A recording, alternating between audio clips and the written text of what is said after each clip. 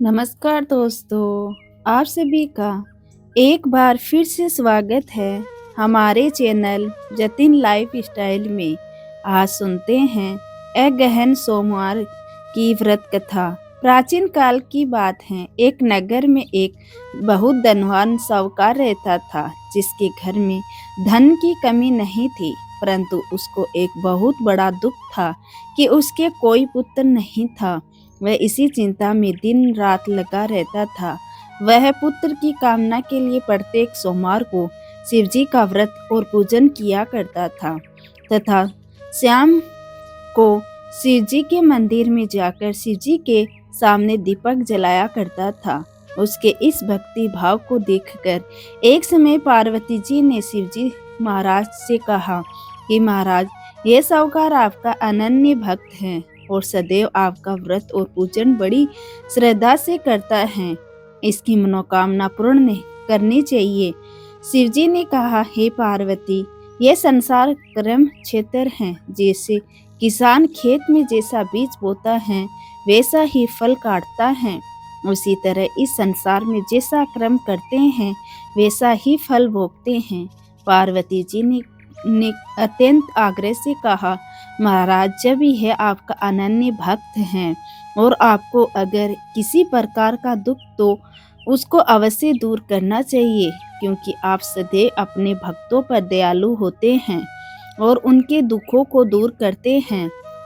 यदि आप ऐसा नहीं करेंगे तो मनुष्य आपकी सेवा तथा व्रत क्यों करेंगे। पार्वती जी का ऐसा आग्रह देख शिवजी महाराज कहने लगे, हे पार्वती, इसके कोई पुत्र नहीं है। इसी चिंता में अति दुखी रहता है। इसके भाग्य में पुत्र न होने पर भी इसको मैं पुत्र प्राप्ति का वर देता हूँ, परंतु यह पुत्र केवल 12 वर्ष तक जीवित रहेगा। इसके पश्चात वह मृत्यु को प्राप्त हो जाएगा। इससे अधिक मैं और इसके लिए कुछ नहीं कर सकता। यह सब बातें साहूकार सुन रहा था। इससे उसको ना तो कुछ प्रसन्नता हुई और ना ही कुछ दुख हुआ। वह पहले जैसा ही शिवजी महाराज का व्रत और पूजन करता रहा। कुछ का समय व्यतीत हो जाने पर साहूकार की स्त्री गर्भवती हुई और उन्होंने अति सुंदर पुत्र को जन्म दिया। साहूकार के घर में बहुत खुशी मनाई गई, परंतु साहूकार ने उसकी केवल 12 वर्ष की आयु जानकर अधिक प्रसन्नता प्रकट ना की और ना ही किसी को भेद ही बताया। जब वह बालक 11 वर्ष का हो गया तो उस बालक की माता ने उसके पिता से विवाह आदि के लिए कहा, तो वह साहूकार कहने लगा कि मैं अभी इसका विवाह नहीं करूंगा, अपने पुत्र को काशी जी पढ़ने के लिए भेजूंगा। फिर साहूकार ने अपने साले अर्थात मामा के साथ बालक को बुलवा के उसको बहुत धन देकर कहा, तू मेरे बालक को काशी जी पढ़ने के लिए ले जाओ और रास्ते में जिस स्थान पर भी जाओ यज्ञ तथा ब्राह्मणों को भोजन कराते जाओ। वह दोनों मामा भांजे यज्ञ करते और ब्राह्मणों को भोजन कराते जा रहे थे। रास्ते में उनको एक शहर पड़ा। उस शहर में राजा की कन्या का विवाह हो रहा था। दूसरे राजा का लड़का जो विवाह कराने के लिए बारात लेकर आया था, वह एक आंख से काना था। उसके माता पिता को इस बात को लेकर बड़ी चिंता थी कि कहीं वर को देखकर कन्या के माता पिता विवाह में किसी प्रकार की अड़चन पैदा ना कर दे। इस कारण जब उसने अति सुंदर सेठ जी के लड़के को देखा तो मन में विचार किया कि क्यों ना दरवाजे के समय इस लड़के से वर का काम चलाया जाए। ऐसा विचार कर वर के पिता ने उस लड़के और मामा से बात की तो वे राजी हो गए। फिर उस लड़के को वर के कपड़े पहनाकर तथा घोड़ी पर चढ़ाकर दरवाजे पर ले गए और सब कार्य प्रसन्नता से पूर्ण हो गया।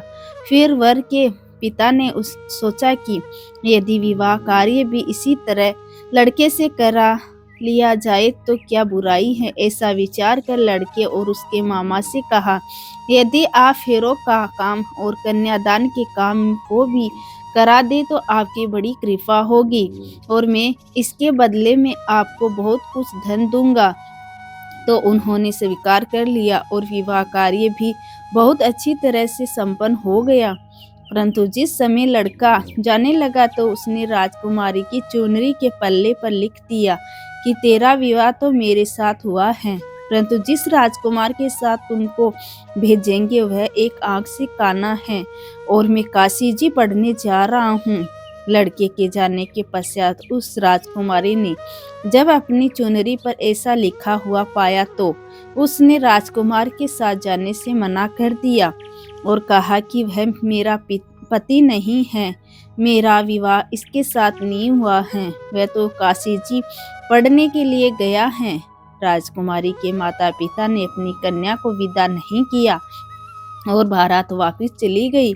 उधर सेठ का लड़का और उसका मामा काशी जी पहुंच गए। वहां जाकर उन्होंने यज्ञ करना और लड़कों ने पढ़ना शुरू कर दिया। जब लड़के की आयु 12 वर्ष की हो गई तो उस दिन उन्होंने यज्ञ रचा था कि लड़के ने अपने मामा से कहा कि मामा जी आज मेरी तबीयत कुछ ठीक नहीं है। तब मामा ने कहा कि अंदर जाओ और सो जाओ। लड़का अंदर जाकर सो गया और थोड़ी देर में उसके प्राण निकल गए। जब उसके मामा ने आकर देखा कि वह मुर्दा पड़ा है तो उसको बड़ा दुख हुआ और उसने सोचा कि अगर मैं अभी रोना पीटना मचा दूंगा तो यज्ञ का कार्य अधूरा रह जाएगा।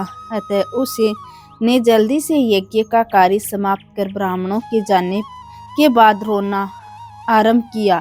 संयोगवश उसी समय शिव जी और माँ पार्वती जी उधर से जा रहे थे। जब उन्होंने जोर जोर से रोने की आवाज सुनी तो पार्वती जी कहने लगी कि महाराज कोई दुखिया रो रही है, उसके कष्ट को दूर कीजिए। जब शिव जी पार्वती जी ने पास जाकर देखा तो वहाँ एक लड़का मरा पड़ा था।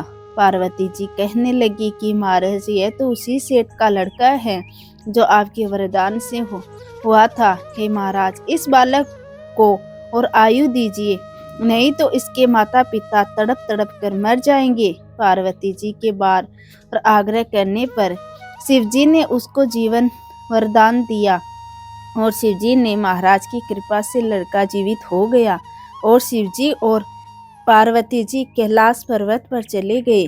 तब वह लड़का और मामा उसी प्रकार यज्ञ करते तथा ब्राह्मणों को भोजन कराते हुए अपने घर की ओर चल पड़े। रास्ते में उसी शहर में आए जहां उसका विवाह हुआ था।